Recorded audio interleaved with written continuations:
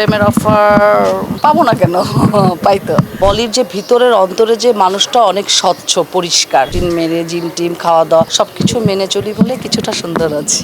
মানুষের চিন্তাধারা যদি পজিটিভ হয় এবং মানুষ যদি খুব সৌহার্দ্যপূর্ণভাবে ভালোবাসার সহিত মানুষের সাথে মিলেমিশে চলে, তো তার সৌন্দর্য তার এমনি এমনিই থাকে। আপনি দেখবেন একটা শয়তান লোক, ওর অন্তরটা পরিষ্কার না, কলুষিত। ও সামনে ভালো, পিছনে অনেক বদনাম করছে, ও গীবত করছে, যেটা মহান আল্লাহ তাআলা সবসময় বলে আসছে বা বলে যে গীবতকারী শয়তানের ভাই। এরকম মানুষও দেখবে যে অনেক সুন্দরের অধিকারী, কিন্তু আস্তে আস্তে ওদের চেহারা শয়তানের রূপে রূপান্তরিত হয়। তো অন্তর পরিষ্কার তো দুনিয়া পরিষ্কার। প্রেমের অফারটা আসলে আমাকে একজন অভিনেত্রী হিসাবে দেয়, যেমন বলে যে আপনাকে অমুক ছবিতে দেখেছি, আপনার প্রেমে পড়ে গেছি, আপনাকে দুর্ধর্ষ ছবিতে দেখেছি, আপনার পিঁপড়া গান দেখেছি, আপনি পদ্ম ফুল, এগুলি বলে প্রেমের প্রস্তাব দেয়। আসলে ওরা ব্যক্তি পলিকে প্রেমের প্রস্তাব দেয় না, ওরা অভিনেত্রী পলিকে প্রেমের প্রস্তাব দেয় আমার অভিনয় দেখে। মানুষের অন্তরের যে নিজস্ব নিজস্ব স্বকীয়তা,